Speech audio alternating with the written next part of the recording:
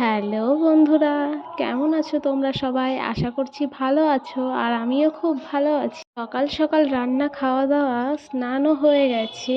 আজকে সকাল সকাল স্নান হওয়ার কারণ আমি কিছু জামা কাপড় ধুয়ে দিয়েছিলাম। জামা কাপড় কাচা ধোয়া করে একবারে স্নান করে এসেছি। তাই আমি তোমাদের দাদাভাইকে বলেছিলাম আজকের বিছানাটা তুমিই গোছাবে।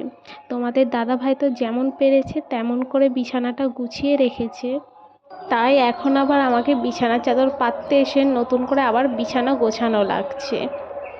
আমাদের দাদাভাইকে আমি যদি বলি কোনো কাজের কথা, কখনো না করে না যে না আমি পারবো না এটা করতে।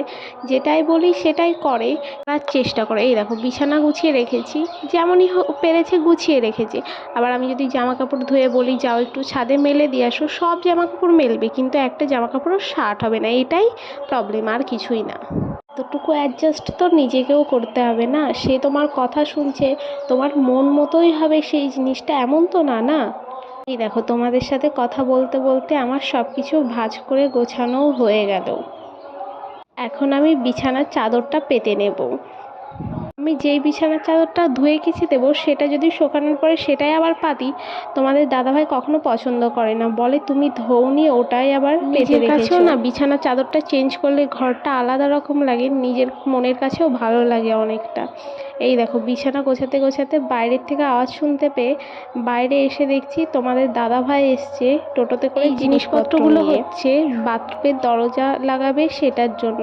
তারপরে এই দেখো আমার একটা পুচু মামা এসেছিল দুপুরবেলা করে। এর চোখে তো একটুও দুপুরবেলা ঘুম নেই, সারা দুপুর বাড়িতেও থাকবে না, শুধু রাস্তা দিয়ে ঘুরে বেড়াবে। আর এই দেখো ওদের সাথে কথা বলতে বলতে ফুচকা মামা এসে আমাকে ডাকছে। মামা যখন সকালে এসেছিল আমি বলেছিলাম মামা আমি যদি নাও থাকি বাইরে ঘরে ঠিক থাকবোই, তুমি যখন ফুচকা নিয়ে আসবে আমাকে কিন্তু ডাক দেবা, আমি ফুচকা খাবো আজকে দুপুরবেলা। তারপরে আমি ফুচকা খাচ্ছিলাম আর ফুচকা মুখে দিয়ে পিসিকে ডাকছিলাম, ও পিসি আসো ফুচকা খেয়ে যাও। তারপরে এই দেখো তোমাদের দাদাভাইও এসেছিল, তোমাদের দাদাভাই আবার বলছিল আমি ফুচকা খাবো না, চুরমুর খাবো। আমি তো ফুচকাও খেয়েছি, আবার তোমাদের দাদাভাইয়ের সাথে চুরমুরও খেয়েছি। ফুচকা টুচকা খাওয়ার পরে ঘরে এসে আবার ঘর গোছাতে লেগে গেছি, যতটুকু গোছানো বাকি ছিল। এই দেখো আমার বিছানার চাদর পাতা কমপ্লিট হয়ে গেছে। আর এই বেডশিটটা আমি অনলাইন থেকে নিয়েছি, বিছানায় পাতলে সুন্দরই লাগে, খারাপ লাগে না। এই দেখো এখন বালিশের কভারগুলো পরিয়ে নেব। বালিশের কভার পরাতে গিয়ে মনে পড়ছে ঘরে তো বালিশে নেই, আমি ছাদে রোদ্দুরে দিয়েছিলাম সেখানে আছে। ছাদে এসে তো দেখছি পাতা পুড়ে পুরো ছাদ ভর্তি হয়ে গেছে। আর এখন তো বসন্তকাল চলছে, এখন কিছুদিন এমন পাতা পড়বেই। আর এত পাতা পড়ার কারণ আমাদের বাড়ির সামনে বাগান আছে, হাওয়া হলেই সব পাতা আমাদের ছাদে উড়ে এসে পড়ে। দেখছি ছাদের রোদও চলে গেছে, তাই আমি ছাদের থেকে জামা কাপড়ও তুলে নিচ্ছিলাম।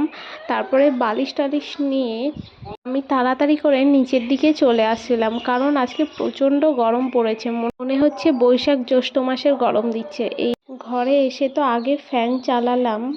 আর আমাদের এখানে তো ভালোই গরম পড়ে গেছে, তোমাদের ওখানে কেমন গরম পড়েছে তোমরা অবশ্যই কিন্তু কমেন্টে জানাবে।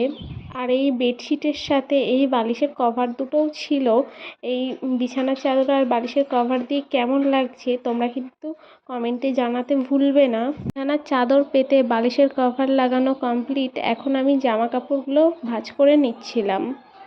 আর এই গরম পড়ার শুরুতে খুব কুড়েমি লাগে, কোনো কাজ করতে ভালো লাগে না। আমার মতো কার কার এমন হয় তোমরা কিন্তু অবশ্যই জানিয়ে যাবে।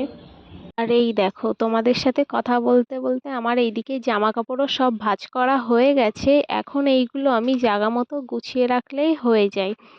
আমি জামা কাপড় ভাঁজ করছি আর বাইরে থেকে কিসের যেন একটা আওয়াজ পাচ্ছি, তাই আমি বাইরে দেখতে আসলাম। এসে দেখছি মিস্ত্রি এসছে আমাদের বাথরুমের দরজা লাগাতে।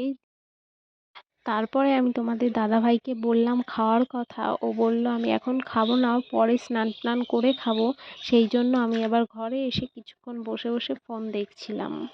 তোমাদের দাদাভাই আমাকে ডাকছিল, বাইরে গিয়ে দেখছি তোমাদের দাদাভাই বাথরুম রং করছে, আমি আবার হাতে হাতে সাহায্য করলাম। আর এই ভিডিওটা এই পর্যন্তই, ভালো লাগলে অবশ্যই কমেন্টে জানাবে। Thank you for watching.